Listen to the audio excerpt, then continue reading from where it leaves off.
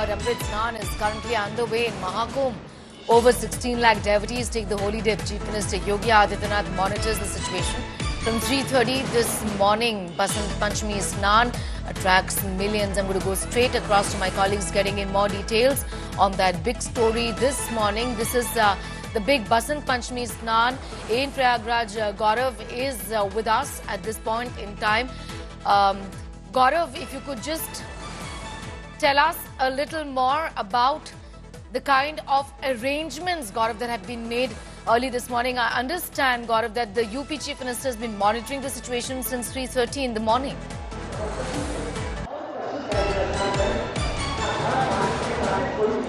Sneha, the sun is yet to rise, and yet the excitement here is electric. You have to be here to sense it, to feel it, and to witness it. This is the third Amrit Snan, the Basant Panchami Snan here at the Mahakumbh, and look at one akhada after the other. So this is the Juna akhada right now. This is the Juna akhada right now, which is going for the Amrit Snan. Before that, you've had the Mahanirvani akhada that has already done the Amrit Snan. The Niranjani akhada has done the Amrit Snan. Now it's the Juna akhada. So the Atal akhada before this and the Anand akhada. So, when you look at the akhadas which are protectors, which are seen as the protectors of the Sanatan Dharma, well, you have the Shaiv akhadas that are currently doing the Snan. Then you'll have the Bairagi akhadas, which are the Vaishnav akhadas. And then you will have the Udasin akhadas, which are the Sanatan Dharma followers, but so closely linked to Sikhi. And it is our privilege that we have some of the... आपका स्वागत है आइए महाराज. सो आपका स्वागत है. तो महाराज जी, आपका स्नान हो गया यहाँ पर? हाँ, श्री पंदसनाम जूना अखाड़े का जो अमृत स्नान है आज वसंत पंचमी के उपलक्ष्य में बहुत भव्य दिव्य प्रयागराज में संगम में खूब आनंद से नहाए. क्योंकि पिछले 2 स्नान में ऐसा ही था कि 14 संक्रांति का स्नान भी बहुत आनंददायक था, लेकिन भीड़ इतनी थी कि उसमें नहाने का आनंद नहीं आ रहा था. अब उसके बाद में जो मौनी अमावस्या का स्नान जो हुआ उसमें बहुत बड़ा एक हादसा हुआ. उससे सब दुखी होकर के स्नान को स्थगित किया गया था.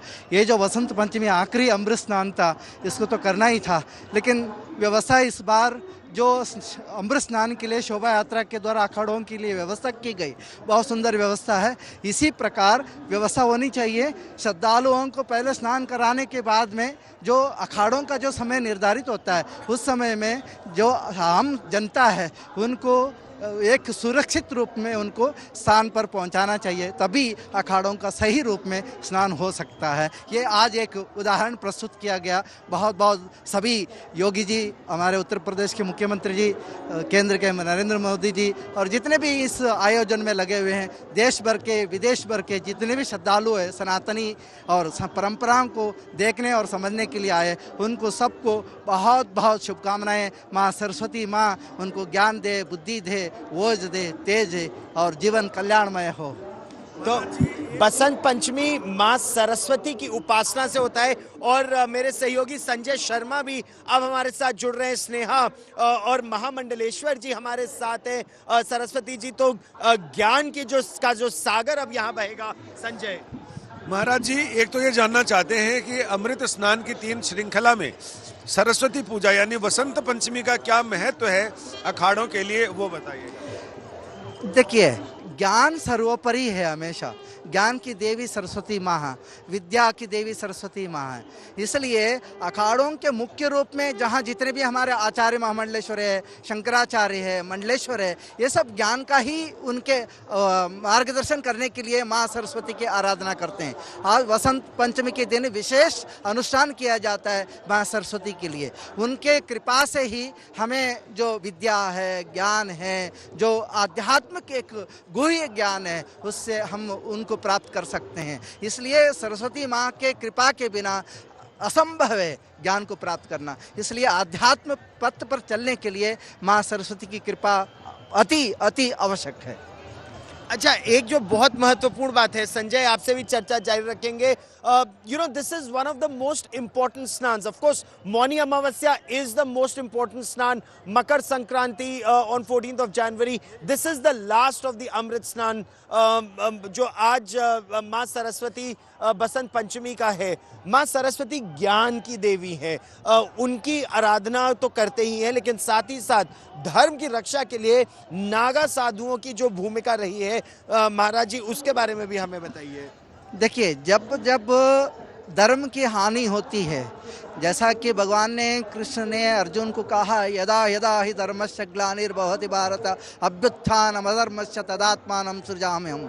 उसी प्रकार जब भी सनातन धर्म, जो धर्म मतलब जो संपूर्ण प्रकृति को सुचारू रूप से संचालन में किसी भी प्रकार के व्यवधान ना हो, उसको जो संरक्षित कर सके, सुरक्षित कर सके, वही धर्म है. धर्म जियो और जीने दो की है. सर्वे भवन्तः सुखिनः की कामना करने वाले, सब वसुधैव कुटुंब की जो परिकल्पना है, इन सब में आधार धर्म है.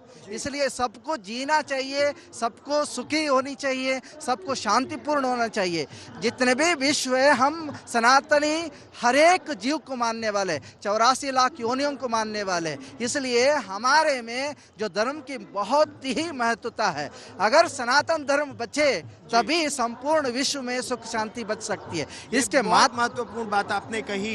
And the Naga sadhus, Jagadguru Adi Shankaracharya, when he started the mutts or the Akhand or the Akhadas, the concept was either the Sanatan Dharma will be spread through knowledge, Adhyatma, through the Mahamandaleshwars, the Mandals and the Rishi Munis, or through force, protect the Dharma through the use of Naga Sadhus who are trained in the art of war. So Sneha, this is the celebration of the Sanatan Dharma here.